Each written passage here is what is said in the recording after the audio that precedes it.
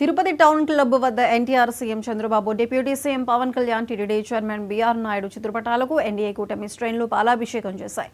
ఈ కార్యక్రమంలో ఎమ్మెల్యే ఆరణి శ్రీనివాసులు పాల్గొని ప్రసంగించారు. తిరుపతి స్థానికులకు శ్రీవారి దర్శనం పునరుద్ధరిస్తామని ఎన్డీఏ కూటమి ఎన్నికల్లో హామీ ఇచ్చింది.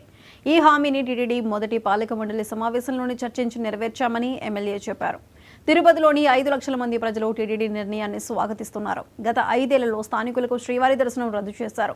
దర్శనం టికెట్లు అమ్ముకున్నారు. సామాన్య భక్తులకు శ్రీవారి దర్శనం మరింత మెరుగ్గా కల్పించడమే ఎన్డీఏ కూటమి లక్ష్యమని ఆరణి శ్రీనివాసులు చెప్పారు.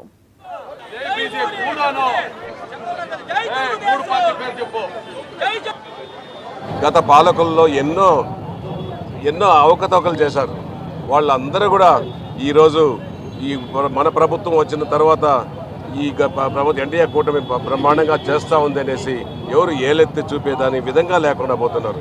ఆ రోజు ఉప ముఖ్యమంత్రి గారు చెప్పారు, ఎన్నికలకు ముందుకు ప్రచారానికి వచ్చారు, నేను తిరుపతి నివాసులకు ఉచిత దర్శనం పునఃప్రారంభిస్తాననేసి ఆ ఒక మాటతోనే మొట్టమొదటి మీటింగ్లోనే తిరుమల తిరుపతి పాలక మండలి మీటింగ్లో ముఖ్యమంత్రి గారు ఉప ముఖ్యమంత్రి గారు సహకారంతో చైర్మన్ గారు ప్రవేశపెట్టడం, పాలకులు ఆమోదించడం, వారందరికీ కూడా మరొక్కసారి కూడా ధన్యవాదాలు తెలియజేసుకుంటున్నాం. చంద్రబాబు నాయుడు గారి సమక్షంలో పవన్ కళ్యాణ్ గారు తిరుపతి తిరుమల ప్రజలకు మాటిచ్చారు.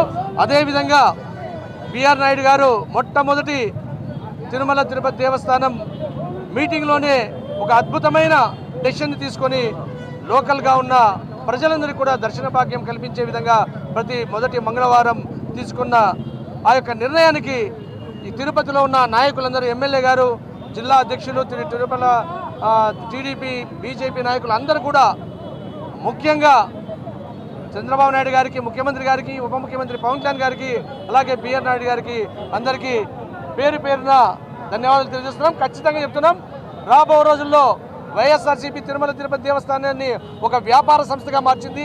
తిరిగి ఆధ్యాత్మిక క్షేత్రంగా ఎన్డీఏ ప్రభుత్వంలో జరుగుతుందనే విషయాన్ని